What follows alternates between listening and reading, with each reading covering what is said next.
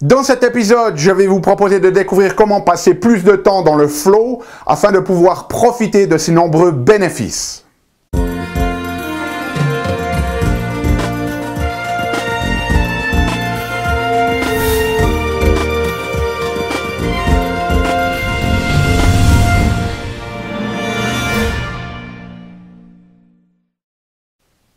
Parce que la vie est bien trop magique pour être petite et que nous avons tous besoin d'une prescription pour grandir en conscience et faire que nos rêves dévorent notre vie. Bonjour, je suis le Dr Yannick Pauly, bienvenue à un nouvel épisode d'une grande vie.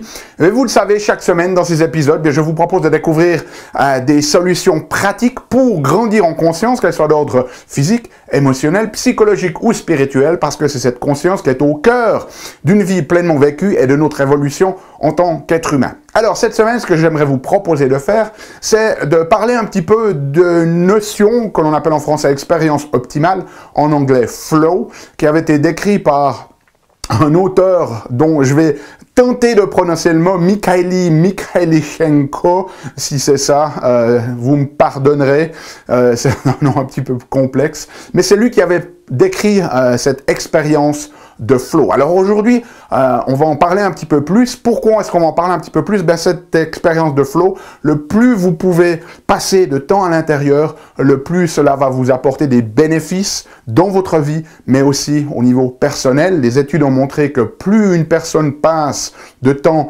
dans une expérience de flow, plus elle va être heureuse dans sa vie, plus sa concentration va s'améliorer, plus son estime de soi va grandir et plus cela apporte un certain nombre de bénéfices au niveau de la santé en général. Donc le fait d'entrer dans cette expérience, dans cette physiologie, va vous apporter de nombreux bénéfices. Alors le flow, c'est quoi? Ben, le flow, ce que l'on va faire, c'est que je vais vous donner déjà un peu un contexte pour comprendre ce que c'est.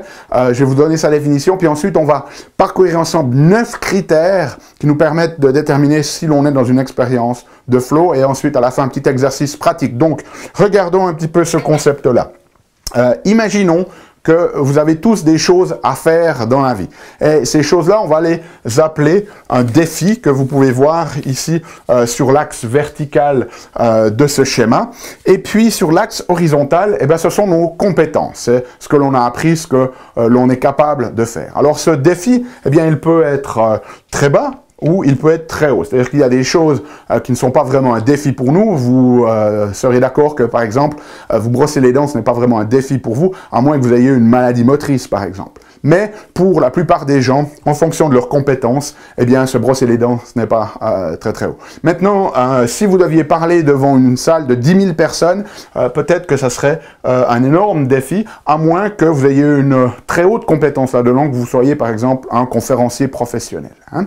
Donc, on a le défi ici qui part de bas à haut, et puis nos compétences qui sont de bas, c'est-à-dire que on n'a pas vraiment de compétences, à très haute, cela veut dire que l'on est un expert. Alors, si vous vous trouvez dans une situation où le défi il n'est pas très élevé, c'est quelque chose de facile pour vous, et puis que vous n'avez aucune compétence à ce sujet-là, eh bien, ça va être l'apathie. Okay? Par exemple, moi, j'en ai déjà partagé dans les différentes vidéos, si vous me demandez d'aller faire du jardinage, c'est pas quelque chose qui m'inspire au-delà de ça, et puis je n'ai pas vraiment des compétences, donc je vais être plutôt apathique, je vais peut-être même pas y aller. Ensuite, si vous n'avez pas de compétences et que le défi devient un petit peu plus difficile, ça va commencer à vous préoccuper. Et puis, comme dans l'exemple de devoir parler devant 10 000 personnes, si vous n'avez aucune compétence, mais que vous devez quand même monter sur scène, ben, ça va être littéralement une forme d'anxiété, une forme d'angoisse pour vous. Maintenant, si l'on augmente nos compétences, mais que le défi, lui, reste toujours à un niveau très très bas, eh bien, on va sombrer dans l'ennui. Si le défi devient un petit peu plus challengeant, on va entrer dans ce qu'on appelle l'activation. C'est-à-dire, on va commencer de faire des choses, mais on risque de brasser beaucoup d'air, hein, on va créer une forme de stress interne, on va créer du mouvement, une activation, donner l'impression que l'on est en train de faire des choses, mais en fait, on n'est pas très très efficace dans ce que l'on fait, c'est ce qu'est cette activation. Et puis, si vous avez une énorme compétence, mais que le défi est vraiment pas élevé, vous allez être complètement dans la relaxation, il n'y a rien d'inspirant, vous n'arrivez pas à vous motiver, si vous voulez, à vous améliorer, parce que finalement, vous maîtrisez tellement la chose que pour vous, ça ne vous touche presque même pas. Si ensuite, vous avez de fortes compétences, mais que le défi est plus élevé, comme ça, vous allez entrer dans le contrôle. C'est-à-dire que vous allez maîtriser les choses, vous n'êtes plus en relax, mais vous allez maîtriser les choses. Et puis ensuite, eh bien, il y a ce dernier palier, c'est le palier du flow. Et le palier du flow, c'est essentiellement un état d'immersion dans lequel vous êtes vraiment totalement présent dans ce que vous faites, où finalement vos compétences sont en équilibre avec le défi. Okay? C'est ça la notion de flow. C'est lorsque nos compétences sont en accord avec les demandes du défi. C'est-à-dire que ce flow, c'est au moment où cela demande le meilleur de vous-même, et c'est quand même un tout petit peu challengeant. Hein. C'est pas la routine quotidienne, c'est un petit peu plus que d'habitude.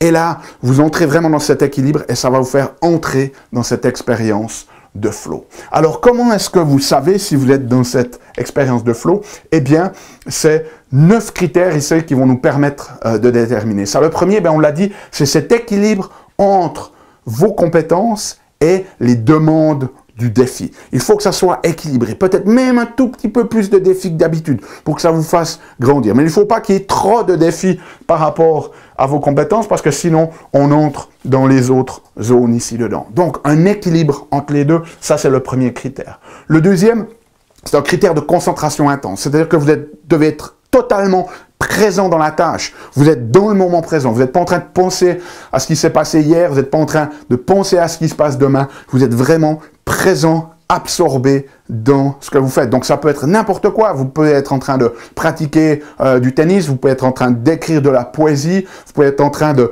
réfléchir à un problème d'ingénierie que vous voulez résoudre. Peu importe, vous avez une concentration intense. Vous avez aussi une cible claire, c'est-à-dire que vous savez exactement ce que vous voulez essayer d'obtenir. En tennis, vous voulez améliorer peut-être la précision de votre coup droit. Dans votre poésie, il y a cette notion peut-être dans votre corps ou dans votre tête de la manière dont cela devrait résonner ou sonner. Et si vous résolvez ce problème d'ingénierie, bien vous savez exactement ce que votre produit ou équipement va faire une fois que vous aurez pu résoudre ce problème. Donc vous avez une cible très très claire. Ensuite, vous avez un feedback immédiat et clair, c'est-à-dire que eh bien, si vous faites de la poésie et que vous avez une idée de comment ça devrait sonner ou de l'émotion que cela devrait générer et que vous l'écrivez et que ça le fait pas, ben vous savez que ça le fait pas. Si vous pratiquez votre coup droit et que ça part out, ben vous savez que vous l'avez pas encore. Si vous branchez les deux câbles et puis que ça explose, vous savez que vous l'avez pas encore. Donc il y a un feedback très clair. Cinquième élément qui est corrélé au deuxième élément, c'est une absence de distraction. C'est-à-dire qu'il n'y a rien dans le monde extérieur qui va venir vous distraire. Vous êtes vraiment dans votre bulle. Vous êtes tellement présent, tellement impliqué, tellement en immersion totale dans ce que vous faites que rien de l'extérieur ne peut venir vous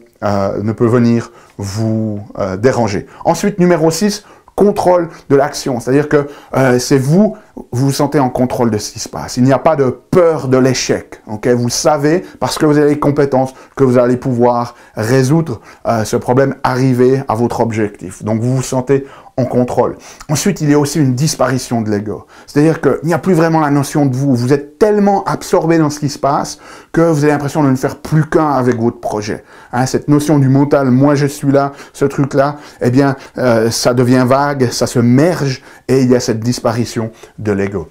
Ensuite, numéro 8, il y a une altération de la perception, notamment de la perception du temps. C'est-à-dire que vous êtes tellement immergé dans votre expérience que vous vous rendez même plus compte quelle heure il est. Et tout d'un coup, c'est possible que vous pensiez passer une demi-heure sur votre truc, et puis c'est 4 heures, 5 heures plus tard, et vous sortez un petit peu de ce flux, de ce flow, puis vous dites, oh, waouh, où est passé ce temps-là? Vous ne l'avez pas vu passer. Et puis, 9e élément, et ça c'est quelque chose de, à mon avis, très très important, c'est que vous avez une expérience que l'on appelle autotélique. Alors ça veut dire quoi autotélique? Eh bien, c'est une expérience qui se suffit à elle-même. C'est-à-dire que oui, vous avez une cible très claire de ce que vous voulez créer, oui, vous avez un feedback instantané de savoir si vous avancez dans la bonne direction, mais ce n'est pas ce qui est important. En fait, ce qui vous importe, c'est pas le résultat final, c'est l'expérience, le voyage, c'est la destination qui vous amène là. Donc finalement, même si vous échouez, c'est pas important parce que ce qui vous comble intérieurement, c'est le fait d'y travailler, c'est cette expérience de faire la chose en elle-même et d'être absolument présent avec. Donc, une expérience qui se suffit à elle-même où on est juste très heureux, très comblé par l'expérience elle-même, peu importe ce qui se passe du résultat final. Donc voici les critères. Donc ce que je vais vous proposer de faire ici, c'est deux choses. Numéro 1, sur la base de ces critères ici, s'il y a besoin, regardez la vidéo nouveau, notez-les, faites-vous un checklist. Sur la base de ces critères, identifiez une activité qui vous permet d'entrer dans le flow. Okay? Et si vous n'en identifiez aucune, eh bien, vous avez tous une passion ou quelque chose. Hein. Ça peut être collectionner des timbres, ça peut être faire du jardinage pour vous, peu importe. Mais trouvez cette expérience. Et si vous n'avez vraiment rien, allez expérimenter différentes choses. Peut-être si vous n'avez jamais fait de chant, allez faire un cours de chant, allez faire un cours de danse, etc. Allez faire du sport, je ne sais rien. Essayez de nouvelles choses pour voir si l'une de ces expériences vous fait entrer dans le flow. Et dès le moment où vous avez pu identifier cette expérience qui vous fait entrer dans le flow, eh bien, ce que je vous propose à ce moment-là, c'est de vous poser la question, comment est-ce que je peux créer une plus haute fréquence de cette expérience. C'est-à-dire, mettons que vous avez une expérience qui vous met dans le flow et que ça vous arrive une fois par mois. La question maintenant, c'est comment est-ce que je pourrais répéter cette expérience pour que ça me mette dans le flow une fois par semaine. Ou si vous y êtes une fois par semaine, une fois par jour maintenant. Et l'idée, c'est de voir, de prendre cette expérience et de l'intégrer de plus en plus dans votre vie pour que vous puissiez passer plus de temps dans cette expérience de flow afin de pouvoir profiter de ces effets bénéfiques pour votre santé, mais aussi sur votre estime de vous-même et aussi sur votre concentration et aussi sur l'amélioration de votre joie et de votre bonheur personnel. Ok, donc voici cette présentation sur le flow. Mettez-le en application. Laissez-moi savoir, partagez dans les commentaires comment ça marche pour vous si vous avez des questions. Et nous, on se revoit bientôt dans une semaine pour une nouvelle vidéo. D'ici là, souvenez-vous, aimez la vie, émerveillez-vous et contribuez chaque jour un petit peu plus.